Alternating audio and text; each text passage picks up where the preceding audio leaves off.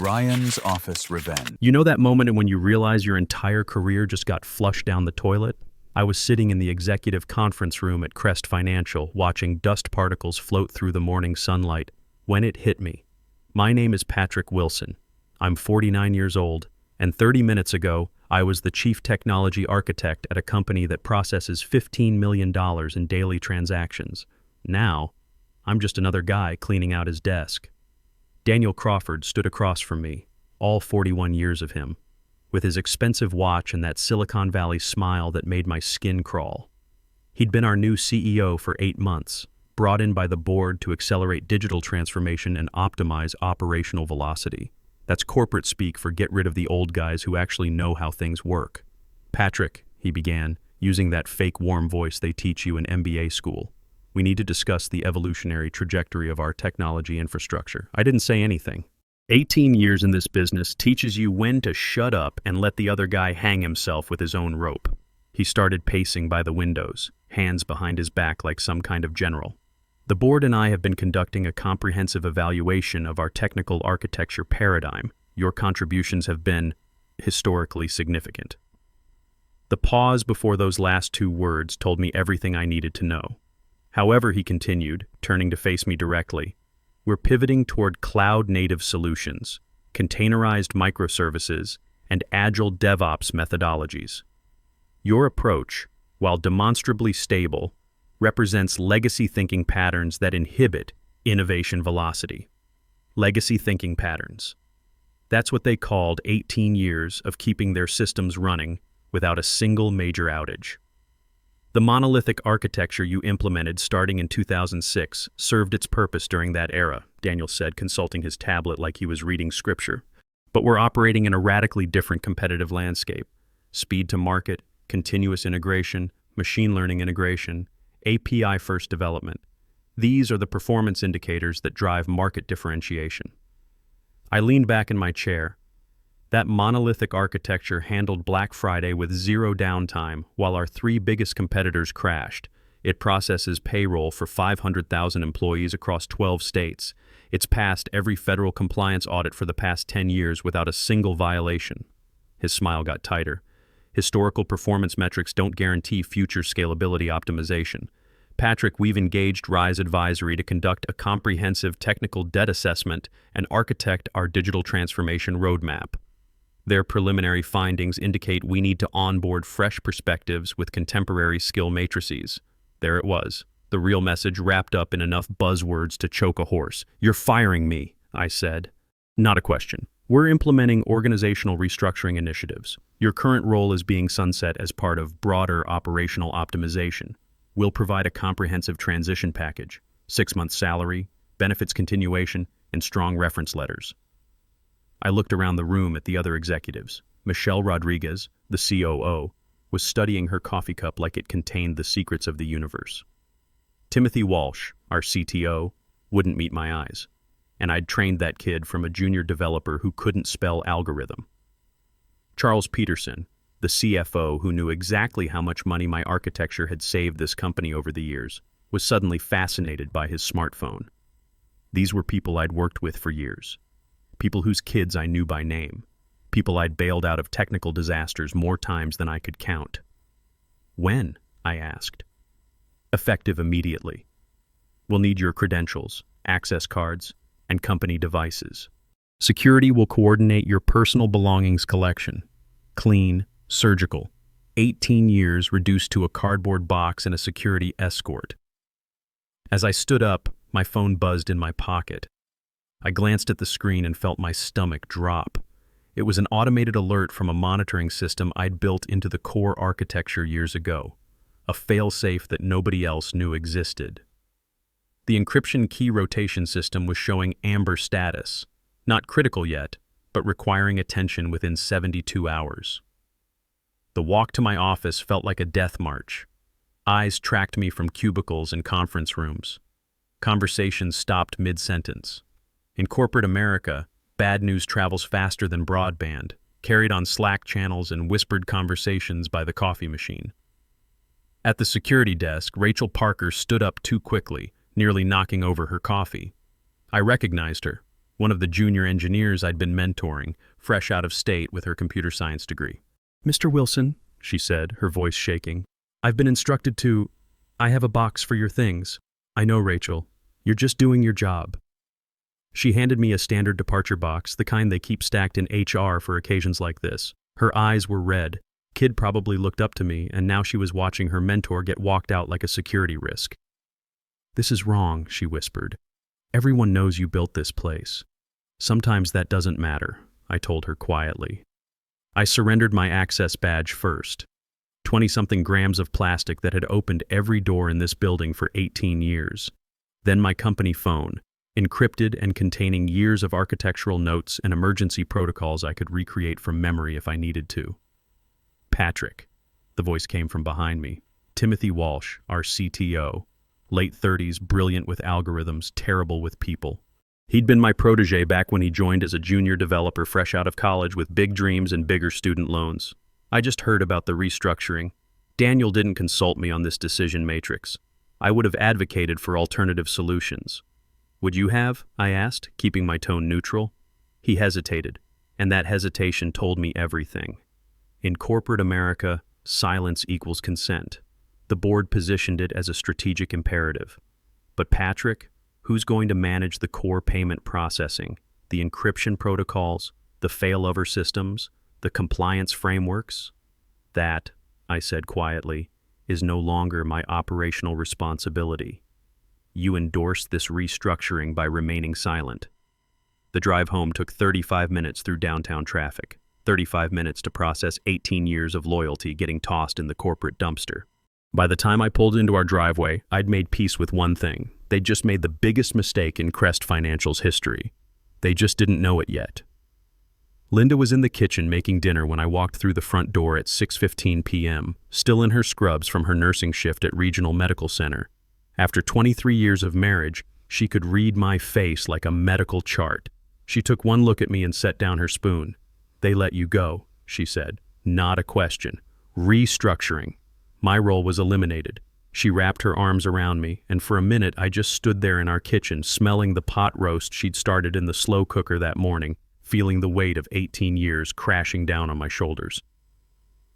"What's our financial situation?" Linda asked. This is why I married this woman. No drama, no blame, just straight to the practical questions that mattered. 6 months severance, benefits continuation. I already have a lead on something else. I pulled back to look at her. "How much do we have in savings?" "About $47,000. Between Brian's tuition next semester and Jennifer's pre-med expenses." She didn't need to finish. We both knew the math. Brian chose that moment to walk in from his computer science study group, backpack slung over his shoulder. At 21, he looked more like Linda than me, but he had my stubborn streak. "Hey, Dad, you're home early. Everything okay?" Linda and I exchanged glances. "Sit down, son." When I explained what happened, Brian's reaction surprised me. Instead of panic, he got angry. "That's garbage, Dad. You built their entire system. Everyone in my networking class knows about the Crest architecture. Professor Martinez uses it as an example of proper security implementation. Your professor talks about my work? All the time. He calls it the gold standard for financial processing security. Says most companies could learn from whoever designed it." Brian shook his head. "They have no idea what they just did, do they?" Before I could answer, Jennifer burst through the front door, still in her scrubs from her hospital volunteer work. At 19, she was already thinking like a doctor, analytical, systematic, direct. "Why does everyone look like someone died?" she asked, dropping her bag by the door. We explained the situation again. Jennifer listened without interrupting, then asked the question that cut right to the heart of it. "Dad, what happens to their system without you?" "They'll figure it out. They have smart people." "But do they have people who understand your system?" That was the million-dollar question, wasn't it? My phone rang at 8:30 p.m. while we were finishing dinner. George Thompson from Fortress Financial Systems, right on schedule. "Mr. Wilson, I heard about the organizational changes at Crest. I want to discuss an opportunity." I stepped into my home office while the family cleaned up. George outlined their situation. Rapid growth, scaling problems, infrastructure buckling under increased load. They needed someone who understood that stability wasn't the enemy of innovation. "What's your timeline?" I asked. "We'd like you to start as soon as possible. Chief Technology Advisor position, $180,000 base, equity participation, complete technical authority over infrastructure decisions." It was a good offer. Better than good. "I'll need to think about it." "Of course. But Patrick, I want you to know, we've been watching your work at Crest for years. What you built there is exactly what we need here. Proven, secure, scalable architecture." After we hung up, I sat in my office thinking about 18 years of late nights, weekend deployments, crisis management, all those times I'd missed family dinners because some system was throwing alerts, all those vacations interrupted by emergency calls. Linda appeared in the doorway with 2 cups of coffee. "Good news?" "Potentially.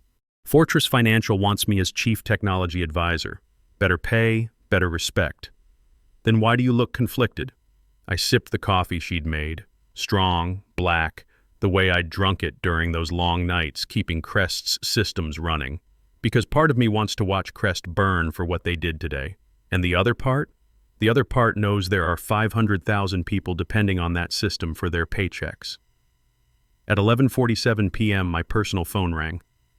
Timothy Walsh, and I could hear the panic in his voice before he even spoke. "Patrick, we have a situation. The overnight batch processing failed completely. Payroll for 500,000 employees didn't complete." I set down my coffee and leaned back in my chair.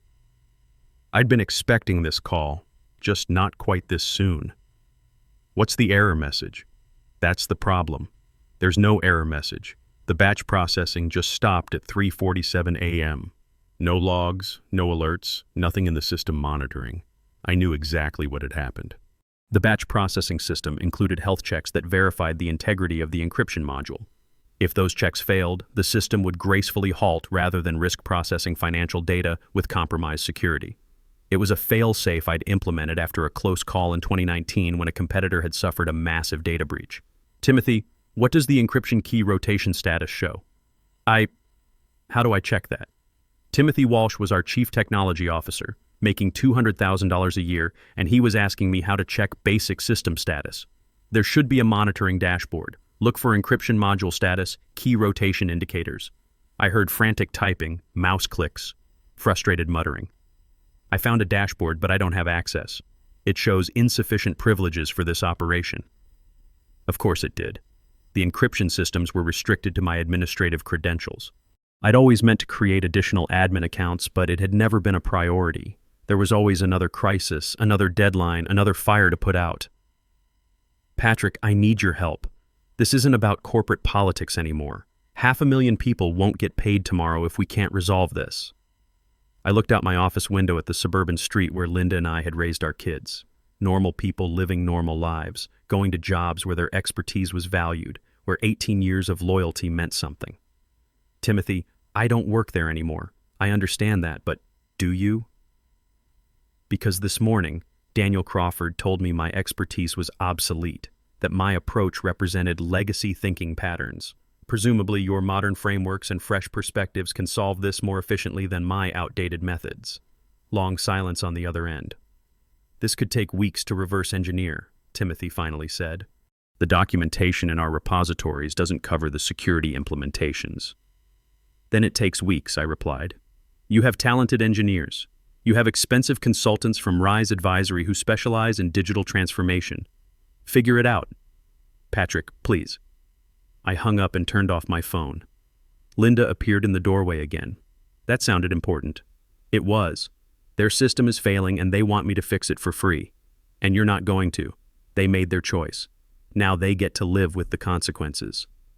But as I said it, I thought about Rachel Parker, the young engineer who'd looked ready to cry when she handed me that cardboard box. I thought about the 500,000 people who'd wake up tomorrow expecting their paychecks, people with mortgages and car payments and kids heading to college. Sometimes doing the right thing means letting people learn the hard way. I woke up the next morning to my phone buzzing like an angry hornet. 17 missed calls, 43 text messages, and 12 voicemails. But the real wake-up call came from Linda, who was standing in our bedroom doorway with her tablet in hand. "Patrick, you need to see this." The headline on the financial news website read, Major payroll processor experiences widespread system failure. Below that, 500,000 workers await delayed paychecks as Crest Financial Systems enter second day of outage. Jesus, I muttered, scrolling through the article. They made it sound like the apocalypse. Keep reading, Linda said. The article quoted several affected companies, union representatives expressing concern for workers living paycheck to paycheck, and, this made my stomach drop, a statement from the Federal Reserve noting they were monitoring the situation closely. My phone rang. Daniel Crawford. I let it go to voicemail. It rang again immediately. I turned it off. You're enjoying this, Linda observed, sitting on the edge of our bed. I'm not enjoying 500,000 people being stuck without paychecks, but I'm not particularly broken up about Daniel Crawford sweating bullets either. What are you going to do? Before I could answer, our landline rang. We still kept the old house phone for emergencies and only family had the number. Mr. Wilson? This is Patricia Hayes from Crest Financial's Board of Directors. We need to speak with you urgently. Board level. This was escalating faster than I'd expected. I'm actually about to start my first day at a new position, Ms. Hayes. Perhaps we could schedule something for next week. Mr. Wilson, our entire payment processing platform has been down for 26 hours. We're facing potential regulatory action, media scrutiny, and our clients are threatening mass departures. We need your expertise immediately. I walked into the kitchen, where Brian and Jennifer were eating breakfast before their classes. Both looked up when I entered. What happened to Reese Advisory? I asked Patricia. Your digital transformation consultants with the fresh perspectives. Long pause. They've been unable to resolve the core issues, and our internal team is missing critical system knowledge. What kind of critical knowledge? Security protocols, encryption configurations, failover procedures, things that apparently weren't fully documented in our standard repositories. Why weren't they documented? Another pause, even longer. We're not entirely certain. I could have explained that I'd maintained comprehensive documentation on my personal servers, accumulated over 18 years of building and refining their systems. I could have mentioned that I'd repeatedly suggested cross-training additional senior architects, but budget constraints had always prevented it. I could have pointed out that institutional knowledge requires institutional investment. Instead, I said, what exactly are you asking me to do? Return as an emergency consultant. We'll pay whatever you want. I have a new position. I can't just abandon that commitment. Please, Mr. Wilson, this is about more than corporate politics. We have 500,000 families depending on those paychecks, and every hour of delay is making this worse. I looked at my kids, both listening intently. Brian had stopped eating his cereal. Jennifer was watching me with that analytical expression she'd inherited from her mother. What's your offer? I asked. Name your terms. I thought carefully. This wasn't about money anymore. It was about setting a precedent for how companies treat experienced professionals. $1,500 per hour, minimum 80-hour engagement, payment in advance. And I don't report to Daniel Crawford. I report directly to the board with final authority on all technical decisions during this engagement. That's $120,000 just for the minimum retainer. That's the cost of emergency expertise, I replied. It's negotiable if you'd prefer to wait for your current team to figure it out independently. Hold on. I heard muffled conversation, hands over the phone, urgent whispers in the background. Brian gave me a thumbs up. Jennifer just smiled. We accept your terms, Patricia said when she returned. How soon can you start? I'll need to discuss this with my new employer. If Fortress Financial is willing to loan me out for this emergency, and that's a significant if, I could potentially begin this afternoon. But I want to be absolutely clear about something. Yes, this is a limited engagement to restore service and implement proper knowledge transfer protocols. I'm not coming back permanently. And when this is over, Crest Financial will have learned a very expensive lesson about the value of institutional knowledge. After I hung up, Linda poured me a cup of coffee. Feel good about that? Ask me again in a few weeks. My next call was to George Thompson at Fortress Financial. I explained the situation honestly. What do you want to do? He asked. Part of me wants to let them suffer the full consequences. They made a calculated decision that my expertise was expendable. But there are too many innocent people getting hurt. Here's my perspective, Patrick. You're exactly the kind of person we want leading our technology strategy. Someone who understands that systems serve people, not egos. If you need to take a few weeks to clean up this mess and do it the right way, we'll support that. Consider it a preview of the integrity we want in our architecture. You're sure about this? Completely. But Patrick, make sure they understand the full cost of what they did. Not just financially, but institutionally. The contract negotiation took most of the morning. My lawyer friend helped draft terms that were explicit and unforgiving. Full access to all systems, complete technical authority, no interference from Daniel or the RISE advisory consultants, and a comprehensive knowledge transfer plan that would take minimum 4 weeks to execute properly. By 2 p.m., Crest's legal team had signed everything. The retainer payment hit my account 45 minutes later. At 4 p.m., I drove back to the office I'd been escorted out of just 30 hours earlier. The building looked the same but felt different. There was desperation in the air, a tension that hummed through the fluorescent lights and empty corridors. Rachel Parker met me at the security desk, her eyes red from crying or exhaustion or both. "Mr. Wilson, thank God you're here. It's been chaos. The RISE advisory people made everything worse trying to bypass the security protocols, and now Timothy can't even access the main monitoring systems." "Where is Timothy?" "Conference room B. He's been there all night with the consultants trying to reverse engineer your encryption implementations. I found Timothy hunched over a laptop, surrounded by empty coffee cups and 3 guys in expensive suits who looked like they'd rather be anywhere else. These would be the RISE advisory consultants, the fresh perspectives who were going to modernize everything. "Everyone stop what you're doing," I said, not loudly, but with unmistakable authority. The room went silent. Timothy looked up with relief and exhaustion. The consultants looked annoyed. "Before we fix anything, I need to understand exactly what you've attempted and what state the systems are currently in. One wrong move at this point could make the situation exponentially worse." One of the consultants, a guy who couldn't have been older than 30, spoke up. "We've been implementing cloud-native solutions to bypass the legacy encryption bottlenecks." I stared at him. "You've been doing what?" "Containerizing the payment processing workflows to eliminate the monolithic dependencies." "Do you have any idea what you just said?" He looked confused. The other 2 consultants suddenly found their laptops very interesting. I turned to Timothy. "How bad is it?" "Bad," he admitted. "They tried to migrate core functions to a microservices architecture, but the security dependencies are more complex than anyone realized. We may have compromised the entire encryption framework." I closed my eyes and took a deep breath. This wasn't just a system failure anymore. This was potentially a security catastrophe. The next 18 hours were the longest of my professional life, not because of the technical complexity. I'd dealt with worse crises over the years, but because I was watching a company learn in real time what happens when you throw away 18 years of institutional knowledge. The RISE advisory consultants had done more damage than I'd initially realized. In their rush to modernize the architecture, they'd bypassed security protocols they didn't understand, created data inconsistencies across multiple systems, and somehow managed to trigger a cascading failure that affected not just payroll processing, but the entire transaction verification network. "How long to fix this?" Timothy asked around 2 a.m. as we worked through the night in the operations center. "If we're lucky and nothing else breaks, 72 hours to restore basic functionality. Another 2 weeks minimum to verify data integrity and implement proper safeguards." 2 weeks? "Timothy, they didn't just break your payroll system.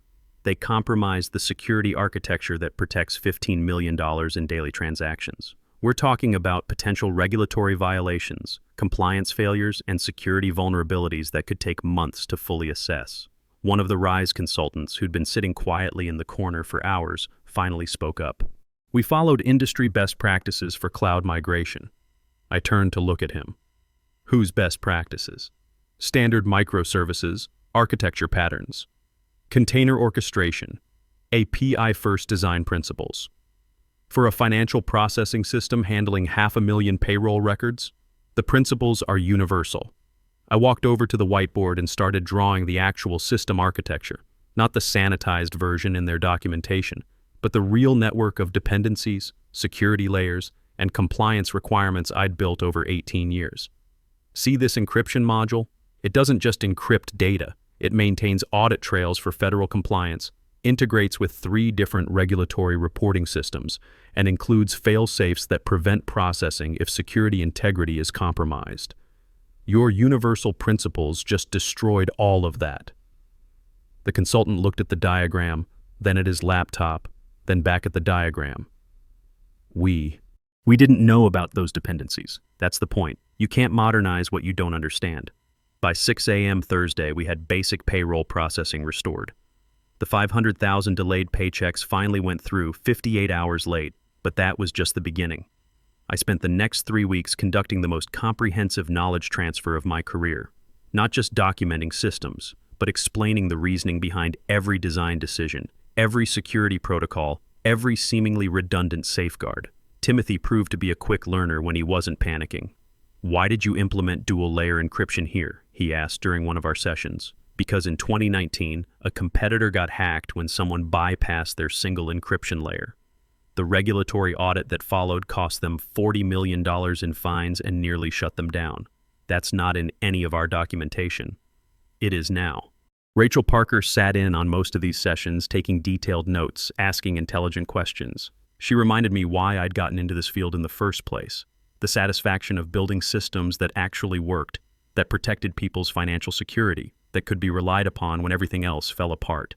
During the third week, Patricia Hayes requested a meeting. I found her in the executive conference room where this whole mess had started. "Mr. Wilson, I want to apologize personally for how your departure was handled." "Apology noted," I said, sitting down across from her. "The board has asked me to extend a formal offer for you to return permanently. Chief Technology Officer reporting directly to the board, complete authority over technical decisions." I almost laughed. What happened to Daniel's digital transformation vision? Mr. Crawford submitted his resignation yesterday. He felt it was in the company's best interests, and the Rise Advisory contract? Terminated. We're implementing new policies requiring board approval for any major infrastructure changes. I leaned back in my chair. What's the offer? $220,000 base salary, equity participation, and a formal commitment that your position can only be eliminated with unanimous board approval. It was a good offer, more than good. But I'd already made my decision weeks ago. I appreciate the offer, but I've accepted the position at Fortress Financial. I start Monday as their chief technology advisor. They can't possibly match what we're offering. It's not about the money, Patricia. It's about working somewhere that values expertise before they need to be rescued by it. The final invoice came to $187,000, 124 hours at $1,500 per hour, plus the original retainer. The most expensive lesson in institutional knowledge that Crest Financial would ever receive. On my last day, Rachel Parker stopped by my temporary office. "Mr. Wilson, I wanted to thank you. Not just for saving our jobs, but for teaching me what real engineering looks like. What are you going to do now? Stay here for another year or two, learn everything I can from Timothy, then probably look for something else." After watching this whole mess, I understand now that companies either value experience or they learn to value it the hard way. Smart kid. She'd go far. I drove home that Friday afternoon thinking about the past month. Linda was waiting in the kitchen with a bottle of wine and takeout from our favorite Italian place. "How does it feel to be officially done with Crest?" she asked. "Good. Strange, but good. Brian called today. He's been telling everyone in his computer science program about his dad who brought down a corporation just by walking away. I didn't bring them down. I just stopped holding them up. Same difference. Monday morning at Fortress Financial felt like starting over at 49. New office, new team, new challenges. But for the first time in years, I was working somewhere that understood the difference between innovation and disruption, between progress and just changing things for the sake of change. George Thompson stopped by my office around 10 a.m. "How's the first day going?" "Good. Your infrastructure has some interesting challenges. That's why we hired you. Build us something that lasts." 6 months later, I got a LinkedIn message from Timothy Walsh. Crest Financial had suffered another major outage. Different system this time, but similar root cause. Inadequate knowledge transfer, rushed modernization, consulting firm that promised more than they could deliver. I didn't respond to the message. Some lessons you can only learn once. These days, when people ask me about what happened at Crest Financial, I tell them the truth. I didn't destroy their systems. I just stopped fixing them for free. There's a difference between revenge and consequences. 18 years taught me that expertise isn't obsolete. It's just quiet until you need it. And when you need it, you'd better hope it's still willing to answer the phone. The best part? Brian graduates next month with his computer science degree. He's already got 3 job offers, and every company that interviews him knows exactly who his father is. Turns out there are worse things than being known as the guy who proved that experience matters. Linda still laughs about it sometimes.